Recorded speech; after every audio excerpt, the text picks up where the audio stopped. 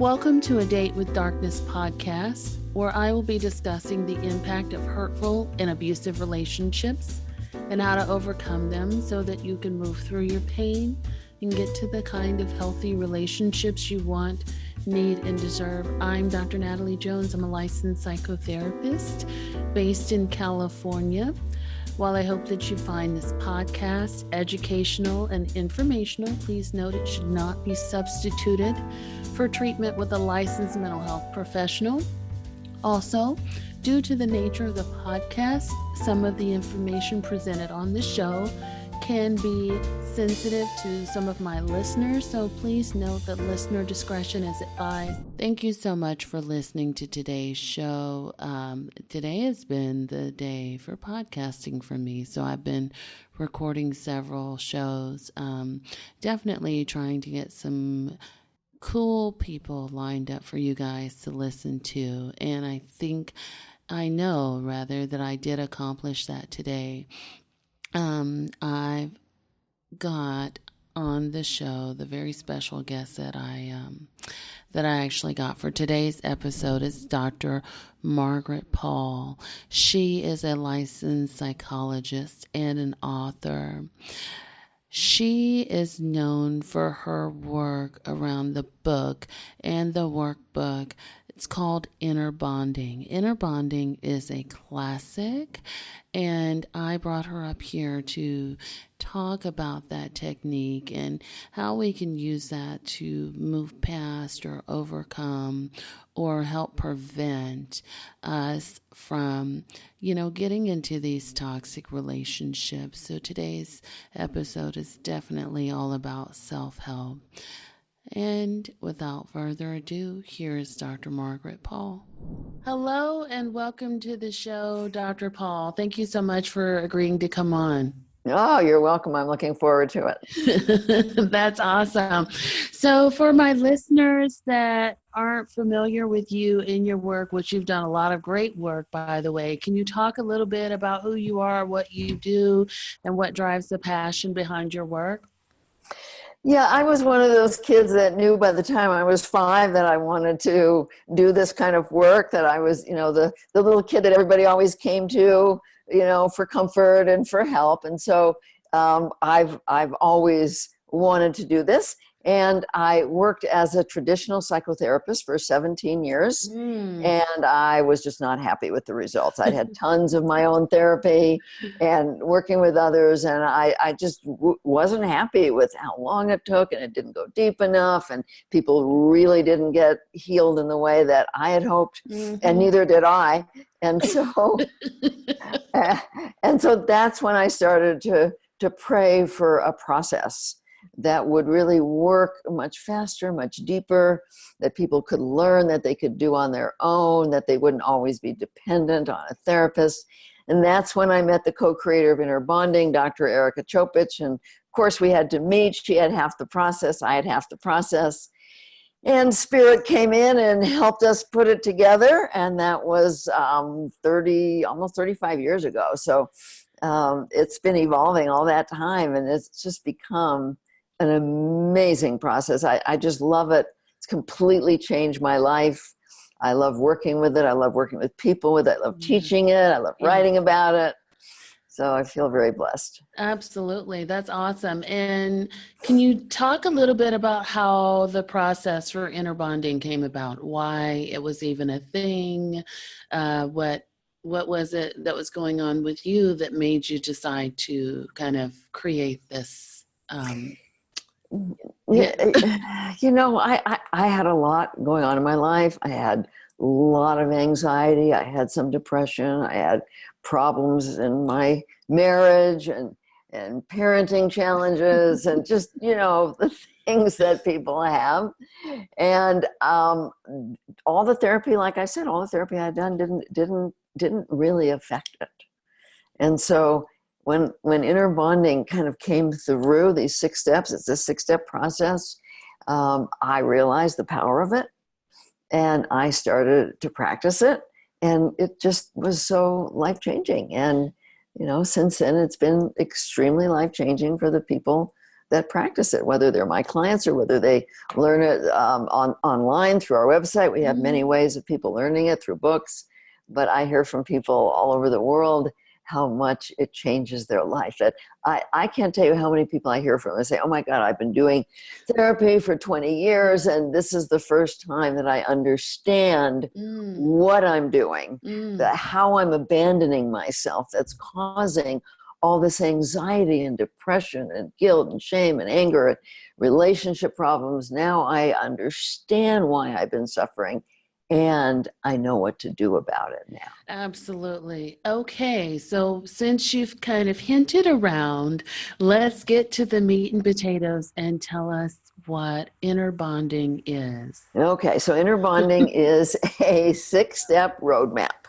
And I'll describe it. You know, when you describe something that is very powerful, you don't really get the power of it until you start to practice it. But I'll go through the steps. And so step 1 of inner bonding is learning to move from head focus into body focus.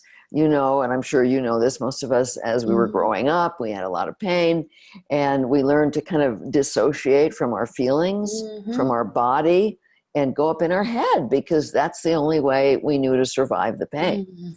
But now we need to come back into being present in our body. We have to be willing to now learn from our pain rather than continue to avoid it in all the ways that people do. And people, you know, most of us have learned to avoid our feelings, like I said, staying in our head, or judging ourselves, or turning to addictions to numb out, or making other people responsible for us. And so all of this makes us feel very abandoned and alone inside. That's really what creates most of the anxiety and depression and so much of the other pain that we suffer. So in step 1 of inner bonding, we want to get present. We want to use our breath to move inside and to get present. It's like getting present with a little kid who's crying. We're getting present with that inner child. That's our feeling self.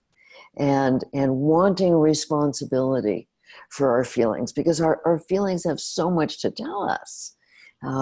They can tell us whether we're loving ourselves or abandoning ourselves. They can tell us whether somebody else is being unloving or even dangerous. They have so much information for us. Absolutely. And so in step 1, we're learning to come back into our bodies the way we were when we were actually very little.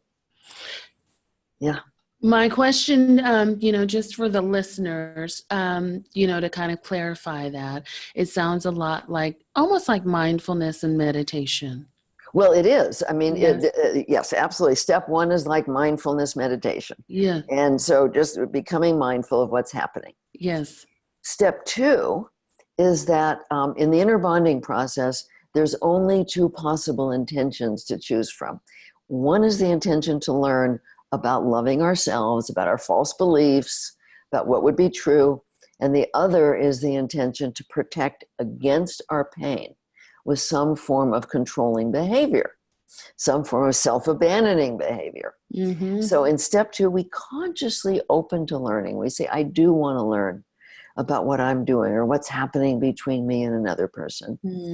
And in step 2, we teach people how to access their higher self, whatever that is, whether it's God or spirit or an older, wiser part of themselves or an angel or whatever it is, whatever works for them. That information is actually there for us when we learn to tap into it. And so we teach people how to tap into that. And so in step 2, we not only move into the intention to learn, but we invite that love and that compassion of our higher self into our heart. And that's what creates what we call the loving adult. We have to be a loving adult in order to learn what we're doing. For example, if there's a child crying and you go to the child and you say, well, what's the matter now? The child is not going to feel safe to tell you. Right. But if you say, sweetie, you're so upset, I really want to know what's upsetting you. Is there something that I've done? So it's an openness. Yes. So that's step 2, is we move into that loving adult state. Then in step 3, we're going inside and we're dialoguing with our feelings. We're asking, how am I treating you? What am I telling you that's causing you to feel this anxiety or this depression or this guilt? What am I doing? Not what's happening, not what somebody else is doing, but what am I doing? What am I telling you? How am I treating you? And so often we're treating ourselves the way that we were treated. We're judging ourselves, we're ignoring ourselves. Absolutely. Or the way that our parents treated themselves because Absolutely. they were the role models. And so we go in and we let the feelings tell us what we're doing. And once we understand, we go a little deeper into the belief system. Like, why are we doing this? For example, if we're judging ourselves, like, oh, you're a loser, or you'll never make it, or you're going to end up on the streets, or nobody loves you, or you're not good enough. Why are we doing that? What is the hope that we have behind that self-judgment? And so we go a little deeper because that's where the belief systems are. And then we say, where did we learn this? How old were we? And that's what takes us back into the past. Into when did we absorb these false beliefs? Absolutely. And so once we get a full picture of how we're treating ourselves and what our beliefs are and where they came from, then step 4 is again accessing our higher self, our higher guidance. And we're asking 2 questions. What is the truth about any of these beliefs that I'm operating from that are causing me a lot of pain? And what would be loving to myself? What's the loving action? Now, it takes some practice to access this information, but it's there. And when people really want to learn, they're going to access that information. And then in step 5, you take the loving action, whatever it is that we've been guided to take. Without the action, it doesn't mean much. And Absolutely. then, so, and people get stuck there. Like, they're afraid to take the action. And of course, then nothing changes without the action. Absolutely. And so then in step 6, we're going back inside and evaluating. And if we feel a sense of relief, then we know we've taken a loving action. If we're still feeling badly, we got to go back and look for another loving action until we feel that sense of relief of anxiety, depression, all this pain. We will feel relief when we've taken a loving action for ourselves. Absolutely.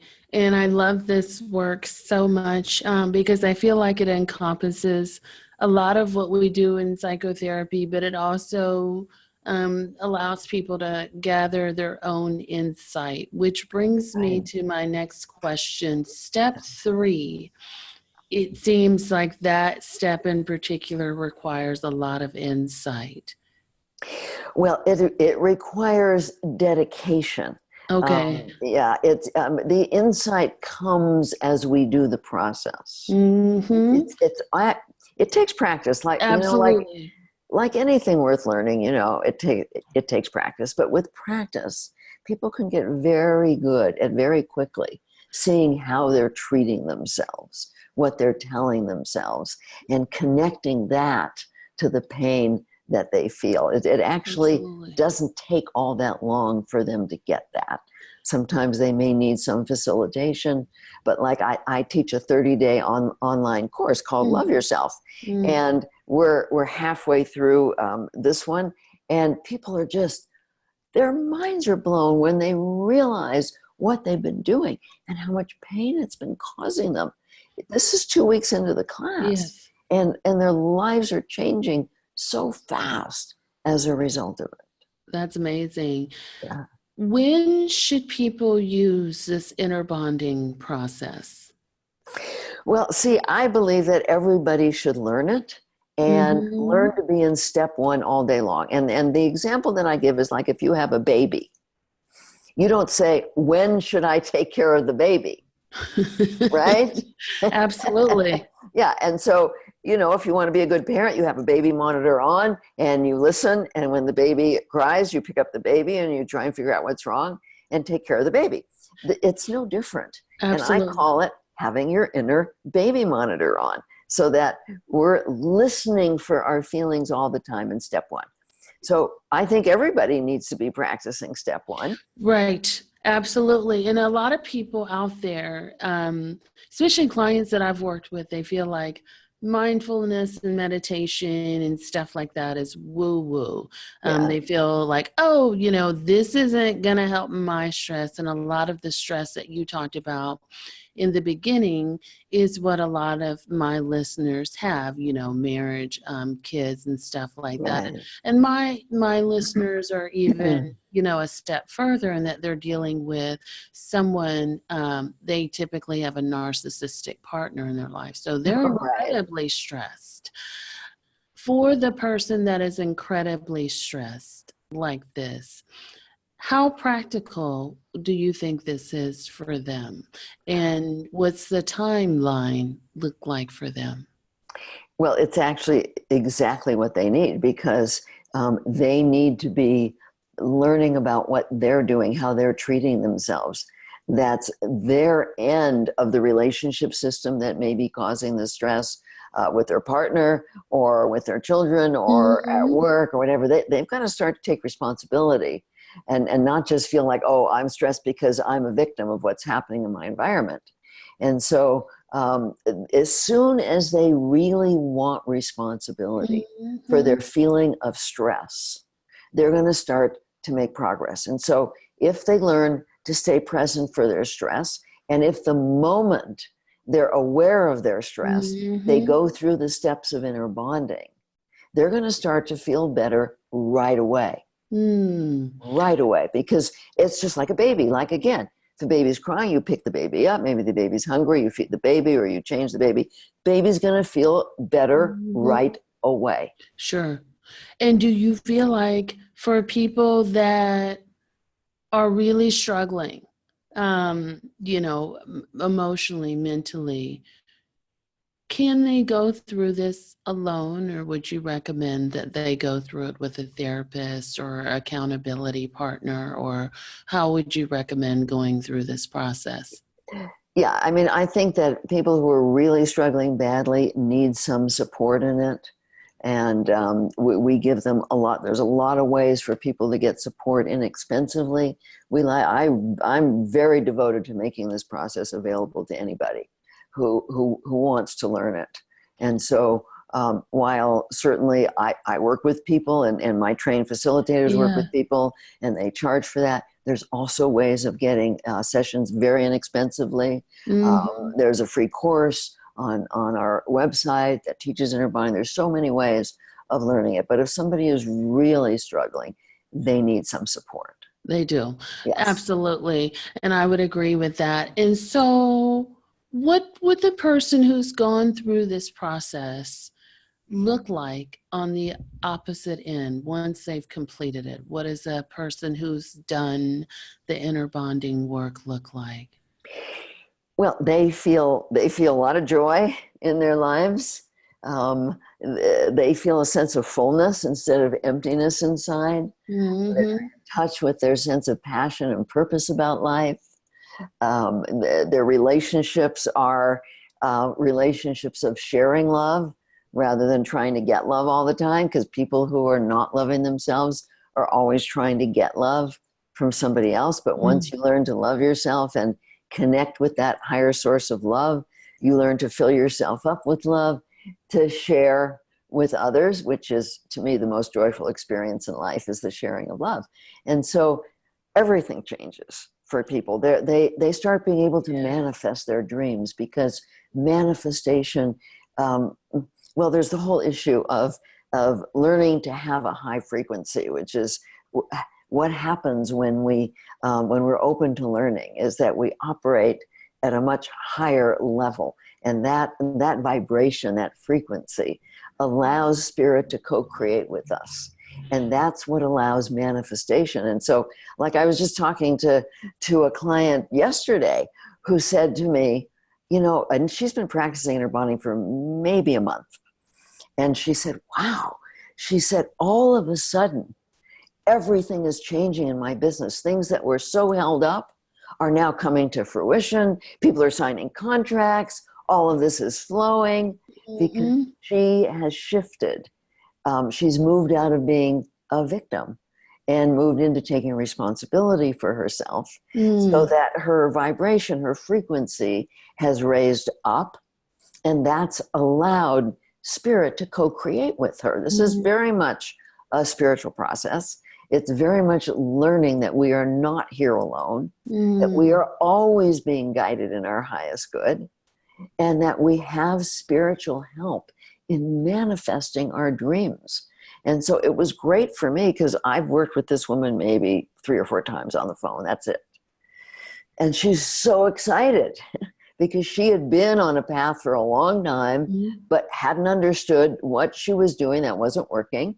And as she learned and practiced in her body, she started to see, wow, this is starting to work in every area. Her relationship with her kids is getting better. She's had big problems in her marriage, and that is slowly starting to heal.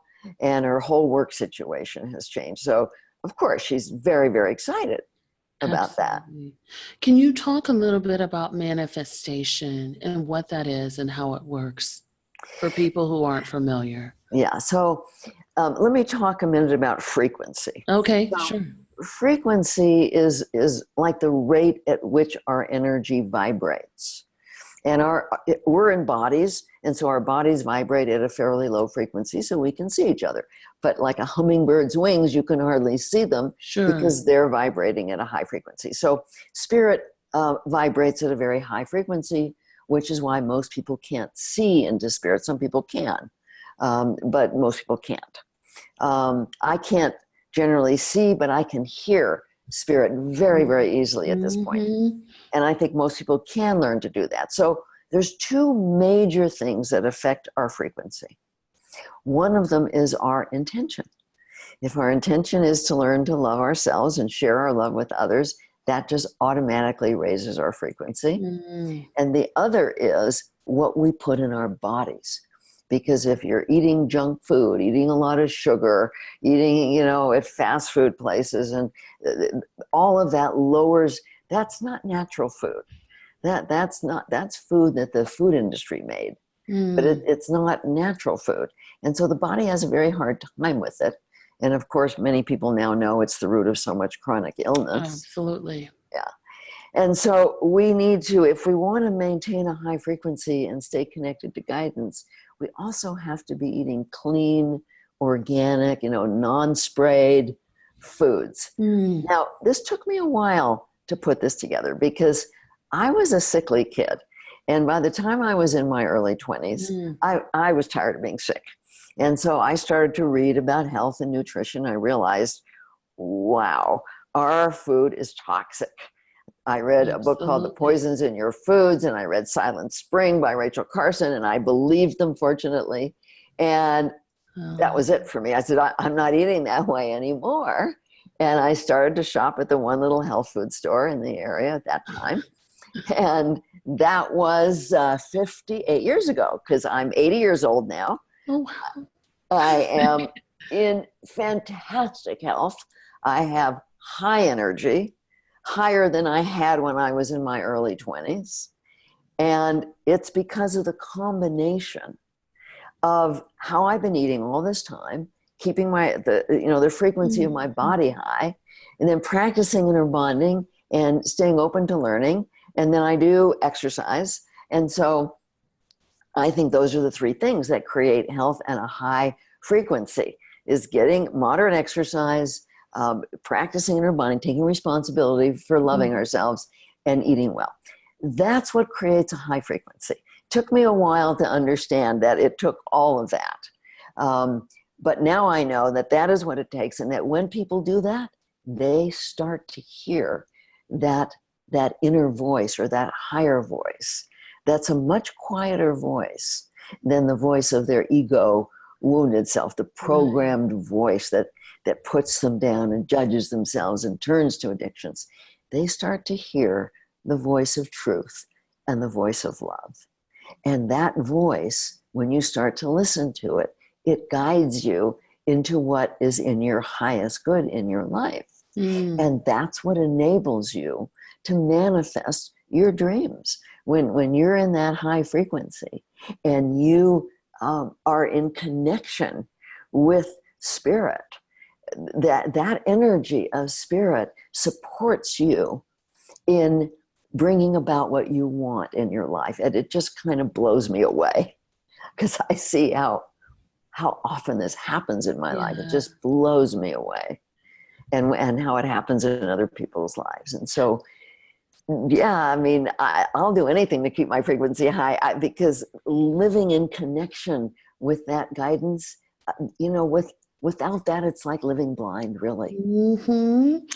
Yes. And I would have to agree with you. There's a lot of my listeners and, even myself at one point in time that has been very, very disconnected, Mm-hmm. right? And you hear, and I'm sure you've heard a lot of people say, when I'm in a relationship that's toxic or unhealthy, that they lose themselves or they Right, don't know who they are anymore.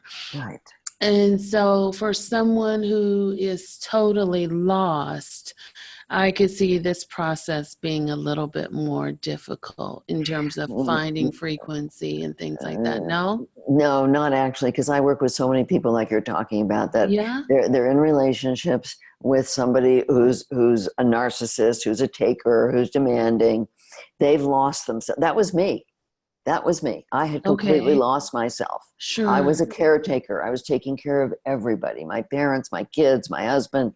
And I was not only lost, but even though I was eating well, I was getting sick because you can't give yourself up that long and be that depleted without eventually getting ill. And so that Sure. was where I was when inner bonding came into my life.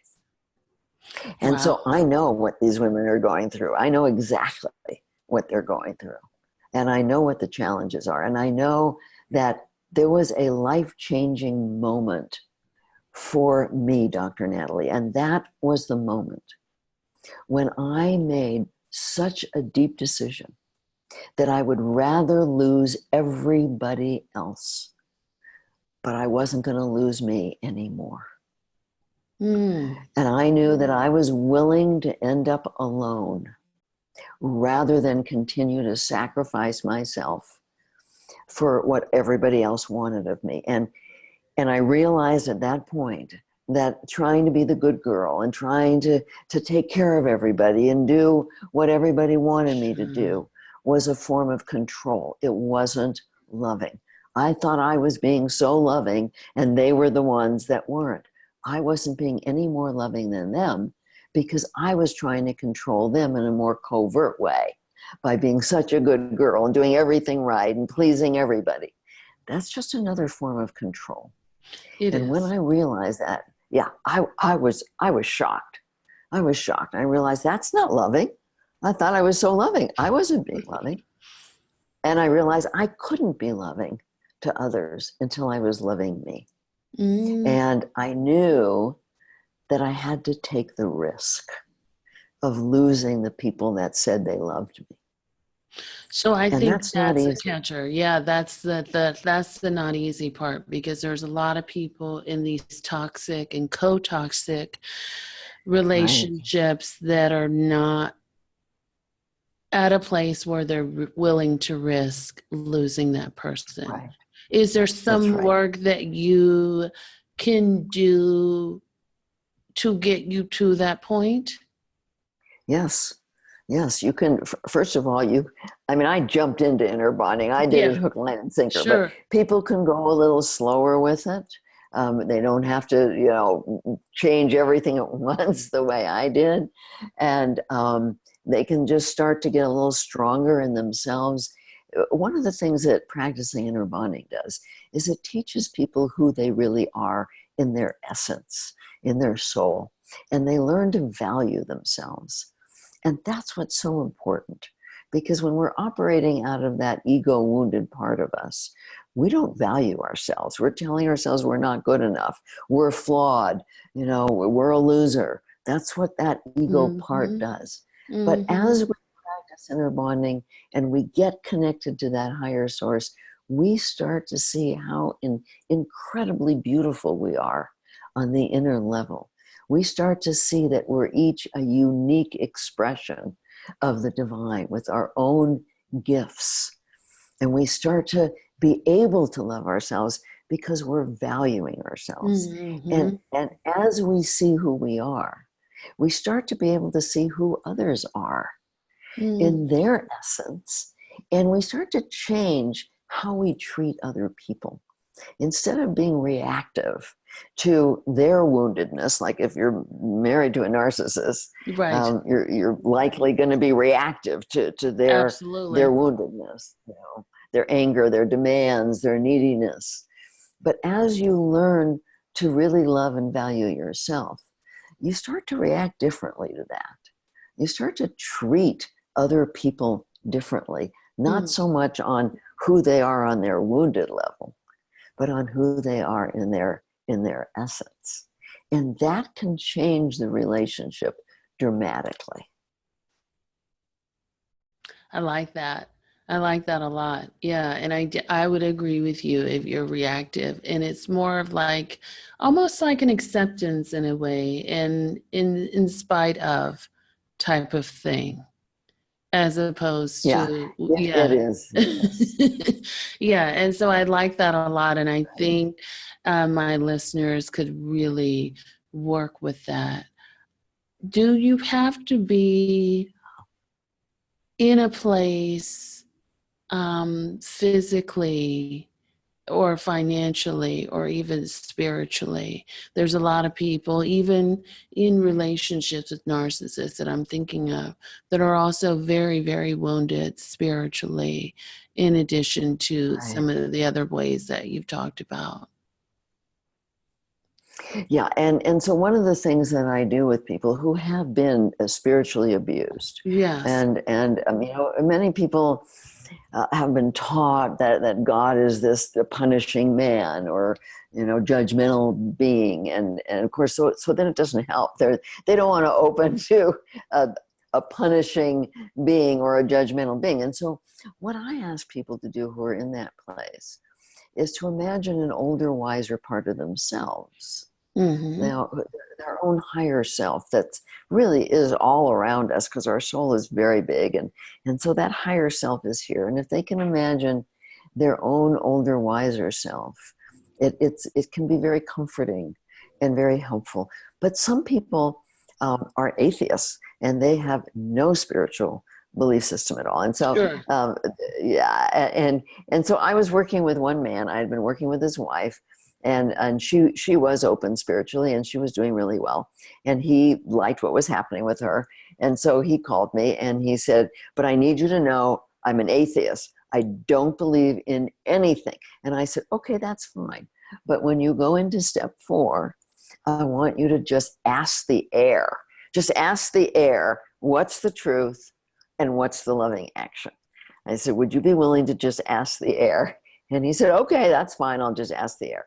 Well, it didn't take long before whatever it was, the air was starting to answer him.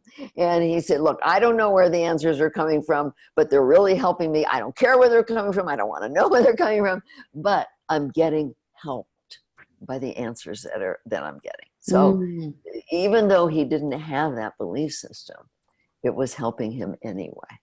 Mm. And I'm assuming that if people are doing this work, that you've described in the book and in your course, of course, that by the time they kind of move through all of the steps, that their relationship with the narcissist will look like what? Will it be over? Will it be kind of whatever? Yeah. It's hard to know. It's hard to know. There's no guarantees.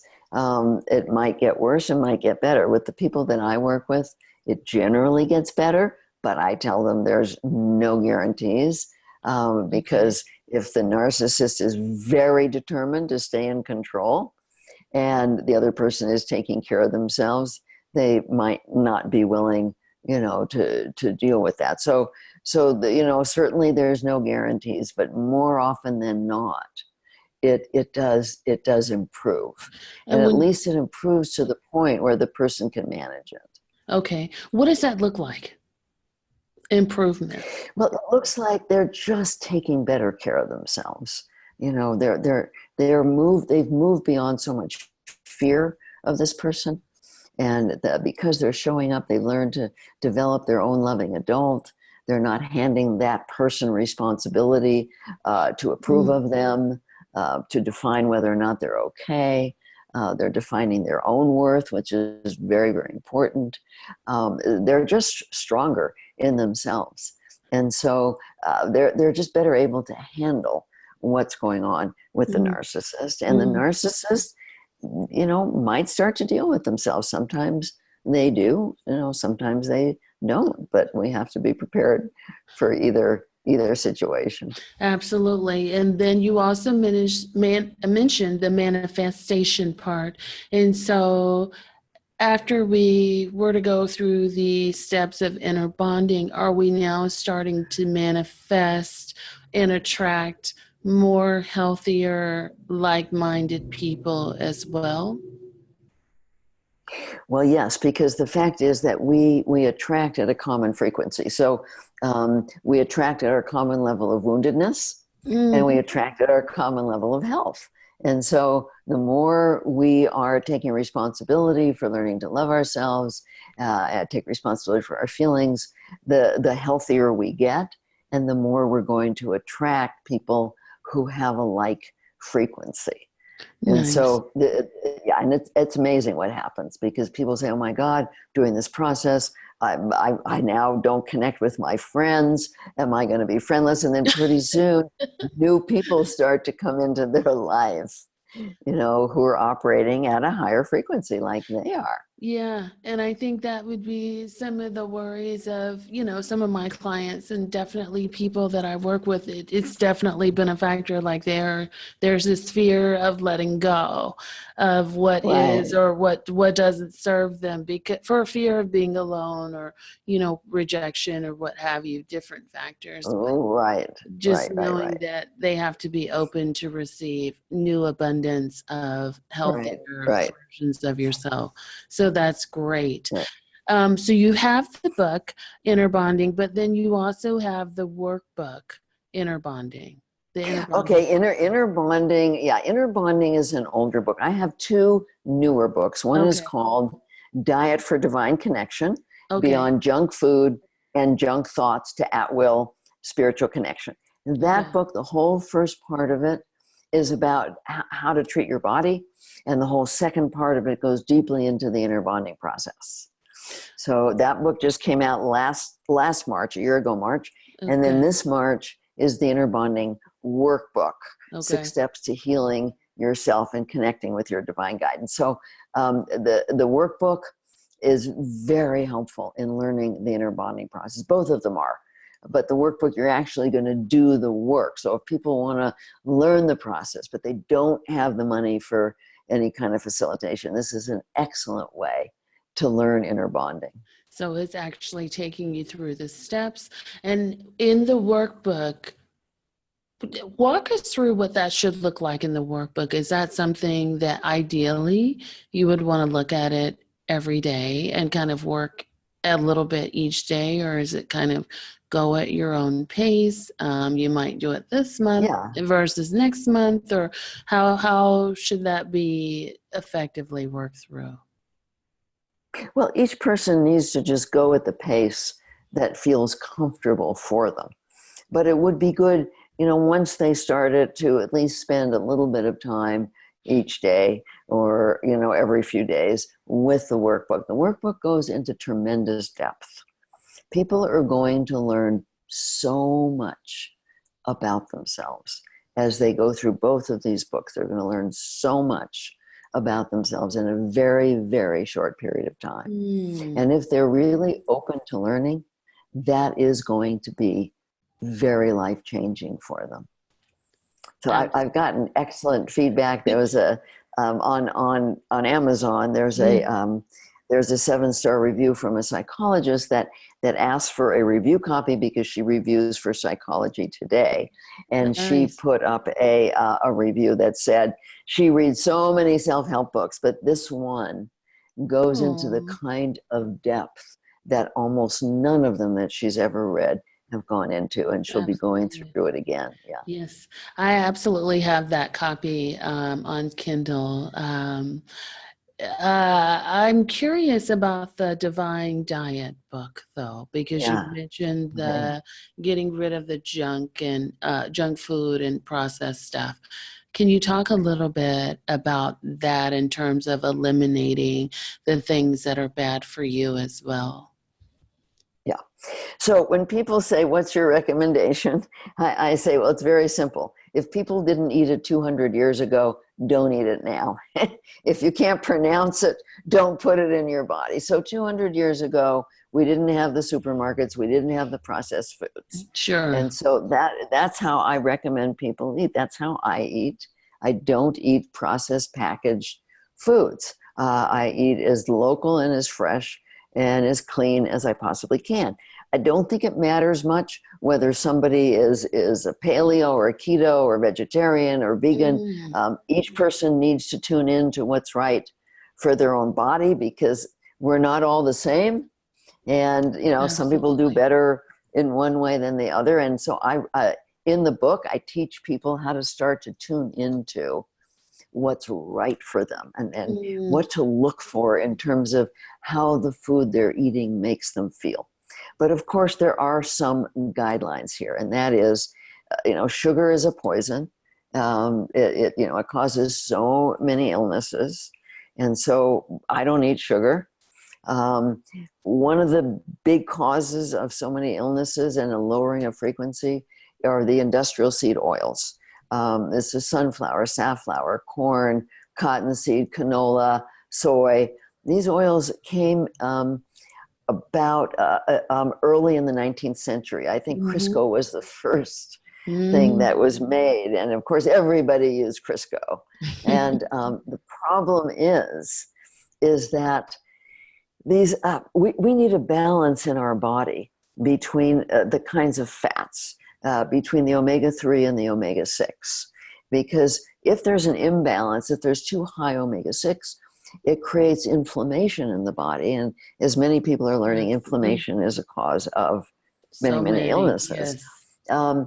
And so, yeah, so many. So those industrial seed oils are primarily omega-6, and so the government said, oh, don't eat butter. But butter is very balanced in omega-3 and omega-6, whereas Crisco is completely out of balance. And so it used to be that when people ate naturally, there was 1-to-1 or 1-to-2 omega-6 and Mm, 1 omega-3. Now it's 20-to-1 omega-6. That's causing huge problems mhm. in kids, in adults, in degenerative diseases, in so many things. And then people are eating the factory farm foods. The meat from these factory farms is so contaminated. It's got hormones, it's got antibiotics, it's Mhm, got GMOs, absolutely. and it's causing so many problems. There's a wonderful movie that you might enjoy seeing, your audience might enjoy Yeah. seeing. It's called Secret Ingredients. If you go Mm, to secretingredients.com, okay. it's very, very inspiring. And you can see it right on your computer. It's a really inspiring movie. And I'm thrilled to see these movies out, because this is how I've been eating all these years. And this is why Wow. I'm so very healthy. And one of the things that they're finally starting to understand in science is that our gut is the seat of our immune system. It's Mhm. 80 to 85% of our immune Absolutely. system. Absolutely. Well, it gets out of balance with sugar, with processed carbohydrates, with industrial seed oils, with factory farm foods that have the antibiotics in them. They're so toxic. And what happens is that the opportunistic bad bacteria take over, because there's such an imbalance, and those bacteria create toxicity in the body. That toxicity creates what's called leaky gut syndrome, which is holes Yep. in the walls of the intestine. And then the toxicity from that bacteria goes out into the organs.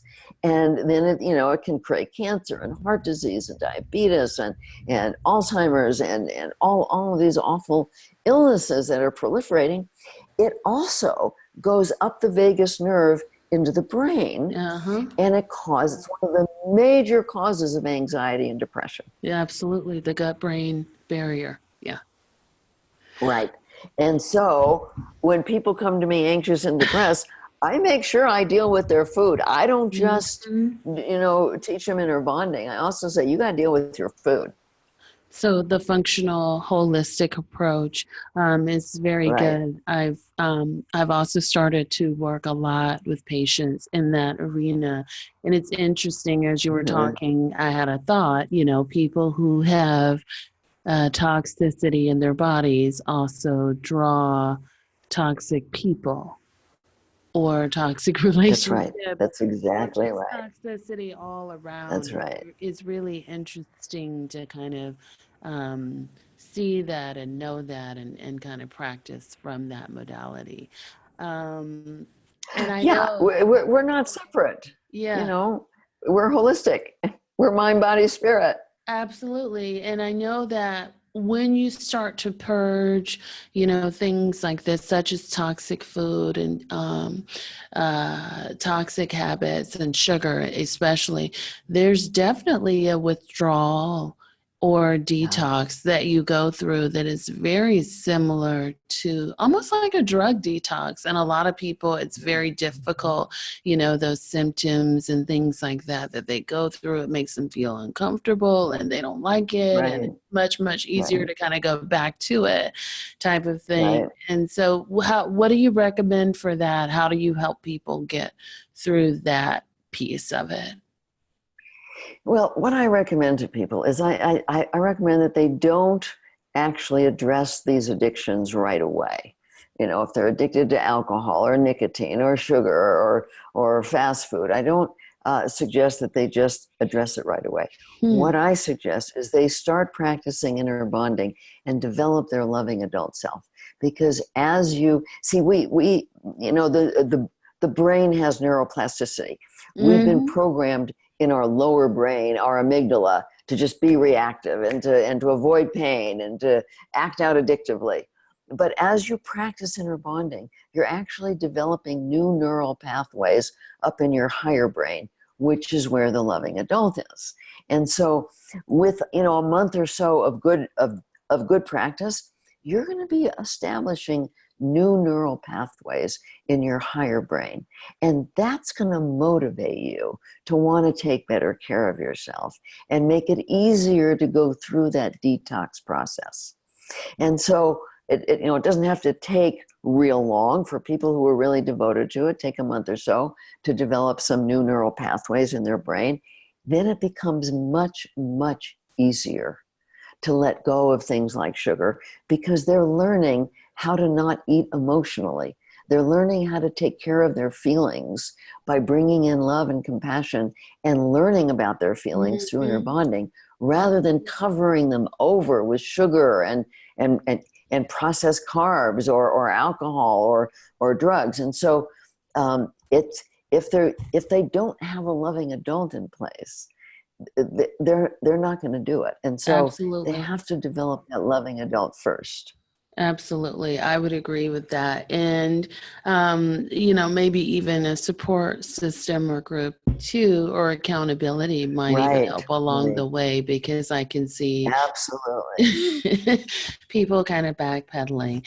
And so it sounds like it's really good overall for people to be practicing this. And it sounds like it can be a little bit difficult, but it comes all from a place of love. Discipline comes from a place of love is the best way that I can think of to kind of sum it up. And once you start caring about yourself, it shows off physically, emotionally what you're attracting in your life in terms of just everything, Right. including your job, including or your work, or the people that you kind of surround yourself with. It also deepens and goes into manifestations, if I were to kind of sum Yeah, that's everything up. right. That's right. And on a global level, you see, the more we love and value who we are in our essence, and really see that we're a spark of the divine, the more we see that in each other, and the more we really get that we are all one. We need to be creating that sense of oneness with each other, because it's like your body is one, and if you hurt this finger, it's just going to hurt, period. But people don't realize that if they hurt other people, they're actually hurting themselves, Absolutely. because on a spiritual level we are one. But it's not an intellectual understanding that people need. They need to get the internal oneness. They need to feel one with who they really are and one with their higher soul. And then they're going to start to feel oneness with each other. And this is what will create the changes on our planet. This is what will create the peace in our world. Because when we're truly loving ourselves, we cannot hurt other people. We cannot. Do you, in terms of results or what you see when people are regularly going through this process and are practicing this process on a regular basis, and are true to form, do you see anxiety and depression completely eliminate or sort of rectified as a result of this?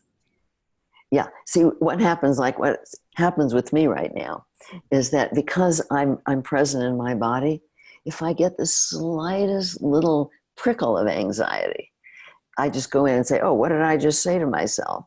What did I just do to create that?"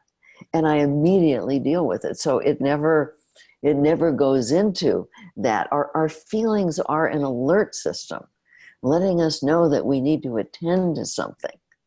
And so I have so little anxiety in my life at this point, when I had so much before inner bonding. And if I get any feeling of depression, I go right in to see, how did I abandon myself? What did I tell myself?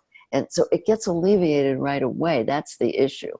It's like our feelings are so important, because they're letting us know whether we're loving ourselves or whether we're abandoning ourselves. And with other people, because I'm so tuned in at this point to how I feel, I can tune into who somebody is in their essence.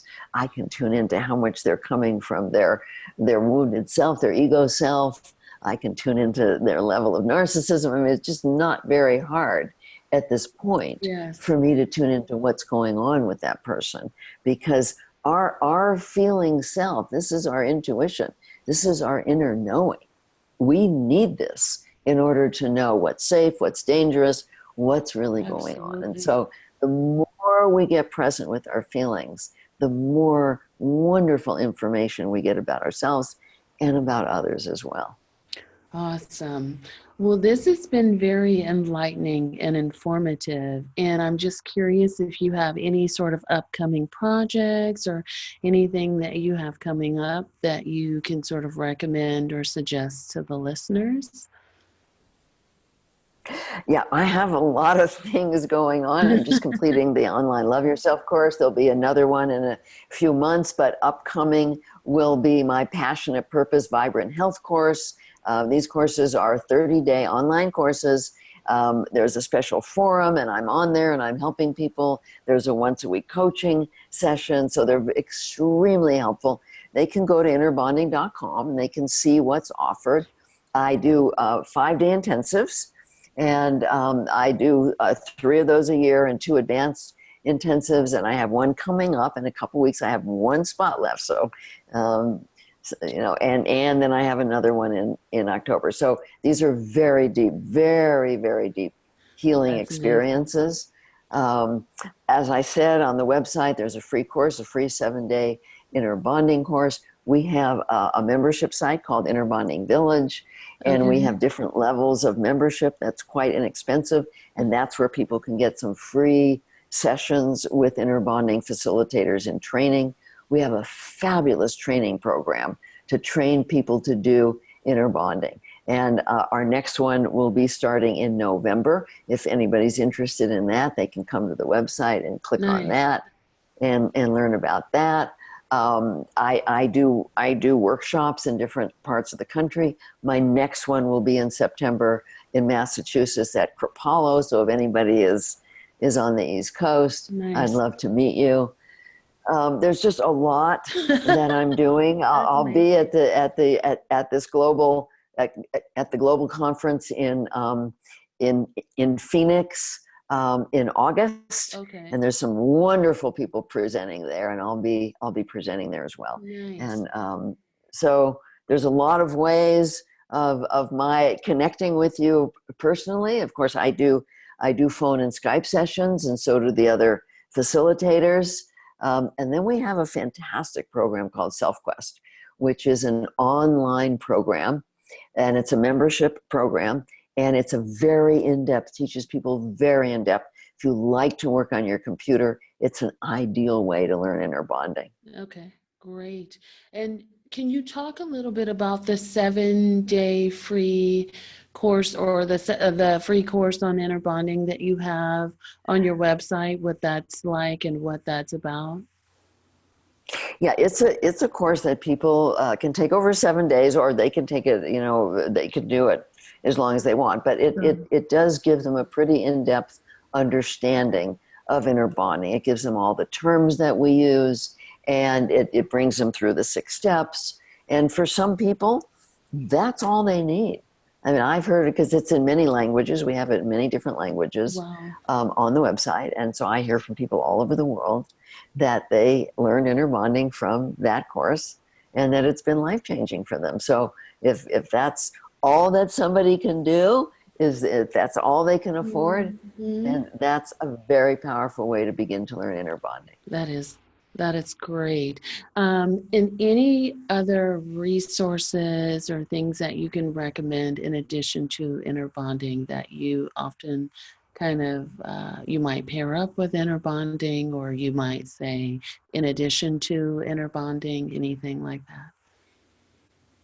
Yeah, if people have had a lot of trauma, they would probably need some form of trauma therapy. Again, if they don't have the money to go to somebody, they can learn the emotional freedom technique, EFT. I've used that for years. It's very powerful. They can learn online TRE, the trauma release exercises that are also very, very helpful. And so I recommend those two to people. If they're very, very blocked in their body and they can't feel, I do recommend they have some body work, deep tissue massage, yoga, anything that helps them to open and to access what they feel. And of course, mindfulness meditation, because that's part of step 1 of inner bonding. Anything that helps them. Inner bonding is not an exclusive process where it excludes anything. Absolutely. Anything that helps people, we say, go ahead. If it's helping you, bring it in. Wow. So this has been a very informative show, and I'll be sure to put everything you've recommended in the show notes, as well as all of your links as well as the links to your books. And I'm very, very excited for you, and I'm so happy that you came on to talk to the listeners, and I can't wait to see what you do next. Well, thank you so much, Dr. Natalie. I really appreciate the opportunity to talk with you and to share all this. Awesome. Well, thank you so much. Bye. You're very welcome. You take care. Bye-bye. Well, thank you so much for listening. I hope that you enjoyed that show. Please remember, if you have questions, comments, or concerns, email me at adatewithdarkness@gmail.com. Please do remember to like, love, and share, and subscribe to the podcast, A Date with Darkness. That's the greatest thing you can do is definitely pass it along to others that may need the show. Also, if you want to be a guest on the show, know of someone who could be a great guest on the show, or you want me to be a guest on your show, please do reach out and email once again at adatewithdarkness@gmail.com. Also, in between regular episodes, I will be doing the question answer sessions for my listeners. So please do email those at adatewithdarkness@gmail.com. As well, folks have also been reaching out to me on Instagram and Facebook with those questions as well. That's also pretty cool too. And please know I do have some very special episodes coming up soon where I will be doing the listener question and answers, and hopefully we'll be getting something set up to where you can call in and actually record your questions. So that'll be I'm kind of looking forward to that, so you guys can actually talk and I can respond to those questions. If you want to join a supportive network community where you can talk about your experiences and ask questions around your relationship issues, please do come on over to A Date with Darkness, the Facebook group, and we will be happy to have you there and support you. And as always, thank you so much for listening, and until next time, be well.